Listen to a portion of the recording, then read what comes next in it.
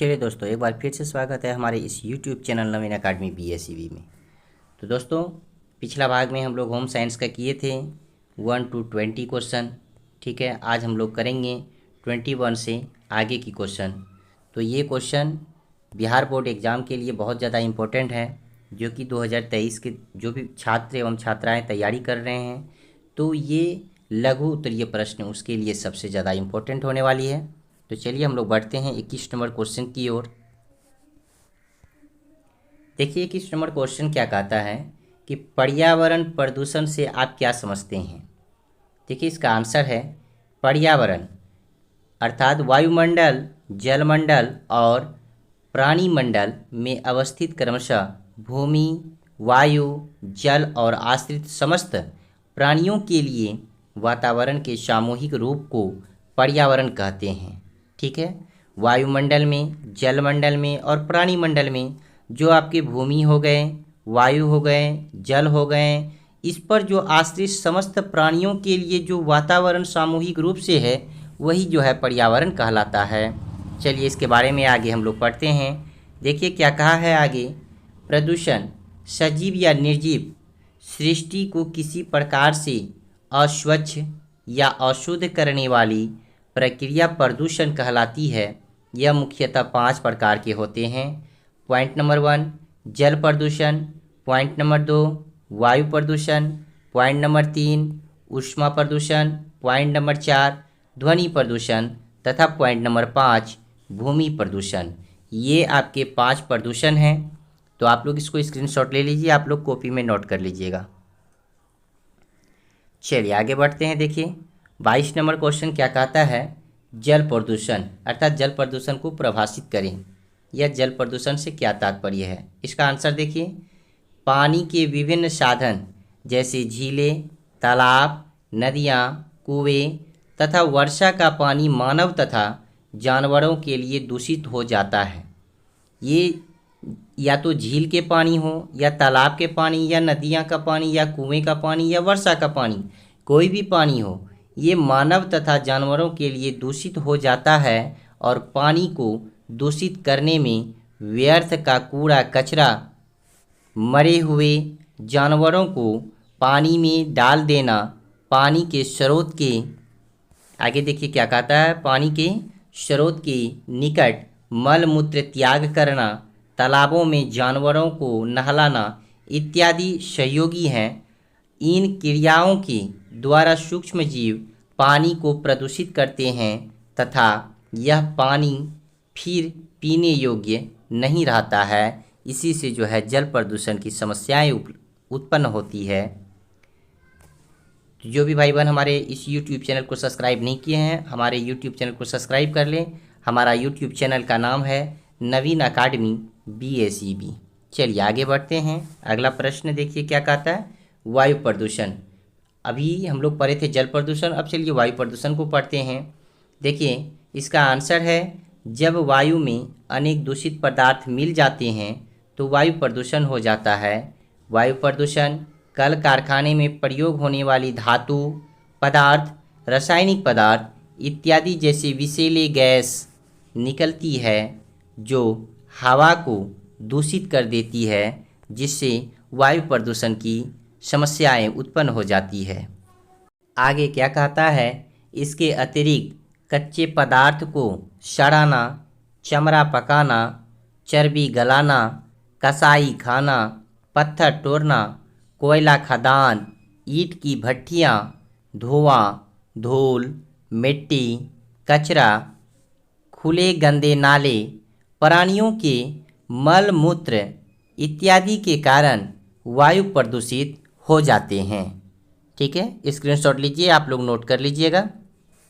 चलिए देखिए आगे अगला क्वेश्चन क्या है दोस्तों। देखिए 24 नंबर का क्वेश्चन कहता है, सुरक्षित पीने योग्य पानी के 4 गुण को लिखिए। तो सुरक्षित पीने योग्य पानी के 4 गुण निम्नलिखित हैं। पहला नंबर है, यह रंगहीन, गंधहीन तथा स्वादहीन होना चाहिए।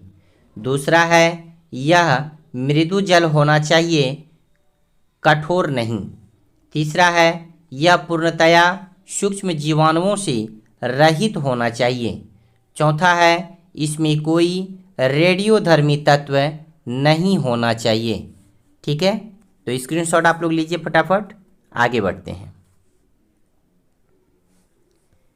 देखिए 25वां नंबर क्वेश्चन क्या कहता है, पानी के प्राकृतिक स्रोत क्या हैं। पानी के प्राकृतिक स्रोत, हमें जल हमेशा प्राकृतिक स्रोत से ही प्राप्त होता है।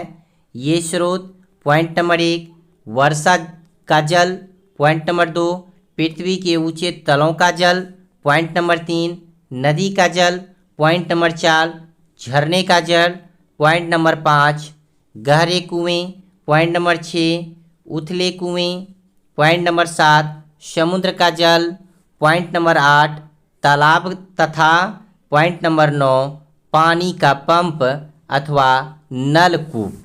ठीक है, ये पानी के प्राकृतिक स्रोत हैं। तो आप लोग पानी के प्राकृतिक स्रोत को नोट कर लीजिएगा। आप लोगों को चाहे ऑब्जेक्टिव में पूछे या सब्जेक्टिव में पूछे तो आप लोग लगा दीजिएगा फटाफट, ऑब्जेक्टिव में अगर आए तो। ठीक है, चलिए फटाफट चलिए आगे बढ़ते हैं। देखिए दोस्तों 26 नंबर का क्वेश्चन क्या कहता है, शरीर में जल का क्या कार्य है। शरीर में जल का क्या कार्य है। शरीर में जल का निम्नलिखित कार्य है। पॉइंट नंबर 1 में देखिए क्या कहता है, शरीर का निर्माण कार्य, अर्थात शरीर का निर्माण कार्य भी जो है जल की मात्राएं से होती है और शरीर के पूरे भार का 56% भाग जो है जल का होता है।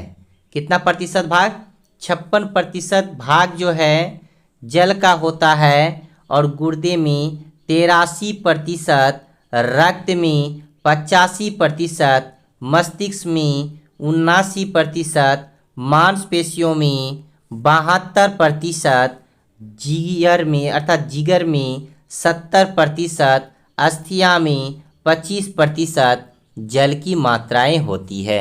ठीक है, याद रखिएगा आप लोग। देखिए मैं फिर से इसमें बता देता हूँ, गुर्दे में जो है कितना प्रतिशत होता है, गुर्दे में होता है 83%।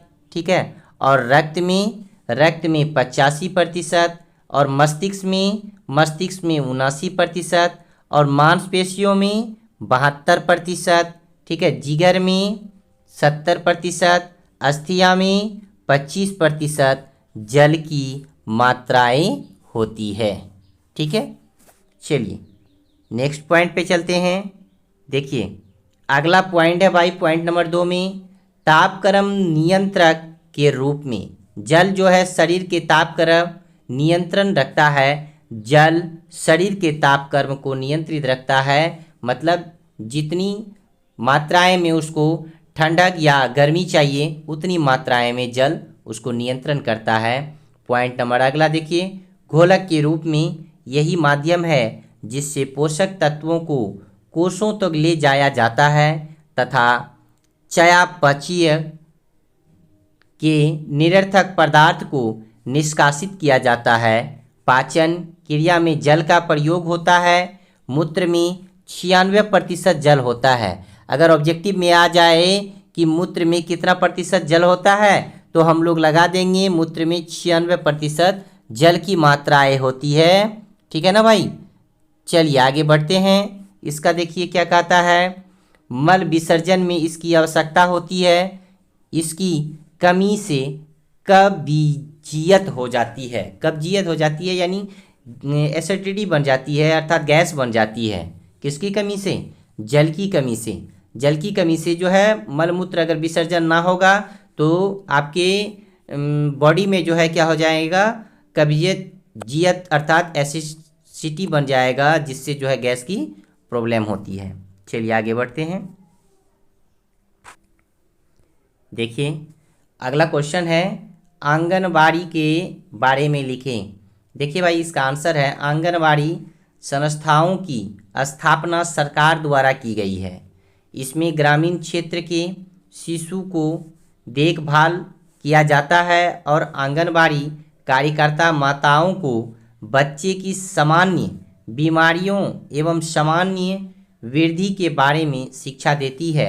इसमें 0 से 6 वर्ष, किसमें भाई, 0 से 6 वर्ष आंगनबाड़ी में 0 से 6 वर्ष के सभी बच्चों को डिप्थीरिया, कुकर खांसी, टेटनस, पोलियो, टीबी तथा खसरे के टीका लगवाया जाता है। इसमें गरीब बच्चे, माताओं तथा गर्भवती स्त्रियों को पोषण आहार दिया जाता है। किसमें? आंगनबाड़ी केंद्र में। ठीक है, चलिए स्क्रीनशॉट लीजिए, आगे बढ़ते हैं। देखिए अगला क्या है भाई? नर्सरी स्कूल या बालवाड़ी के उद्देश्य क्या है? नर्सरी स्कूल या बालवाड़ी के निम्नलिखित उद्देश्य हैं। पॉइंट नंबर 1, 3 से 5 वर्ष के बच्चे को बालवाड़ी भेजा जाता है। पॉइंट नंबर 2, बच्चों के खेल के माध्यम से भिन्न आकृतियों व रंगों को पहचान, चित्रकला, गीत, कहानी सुनाते हैं। और पॉइंट नंबर 3 में है, इससे बच्चों में सुनने, स्मरण करने की तथा समझाने की क्षमता बढ़ती है। ठीक है, चलिए स्क्रीनशॉट लीजिए, आगे बढ़ते हैं। देखिए 29 नंबर का क्वेश्चन क्या कहता है?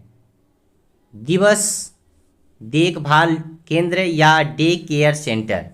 देखिए इसमें क्या है आंसर? कुछ स्वयंसेवी संगठन जो 0 से 5 वर्ष की आयु वर्ग के लिए दिवस डे देखभाल केंद्र कराते हैं, अर्थात उपलब्ध होगा, यहाँ पे ऊपर लिख दिया है, तो उपलब्ध कराते हैं। इस देखभाल केंद्रों में बच्चों की देखभाल के अतिरिक्त रोग प्रतिरोधक टीके लगवाना, पूरक पोषाहार देना, मनोरंजन तथा चिकित्सा एवं जांच की सुविधाएं भी प्रदान की जाती है। इन देखभाल केंद्रों को बच्चों के माता पिता का विकल्प माना जाता है। ठीक है, चलिए लीजिए स्क्रीनशॉट, आगे बढ़ते हैं। देखिए अगला है 30 नंबर का क्वेश्चन। बच्चों की वैकल्पिक देखरेख की आवश्यकता क्या है?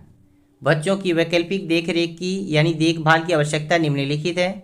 पॉइंट नंबर 1, माता पिता में से किसी की मृत्यु हो जाने पर।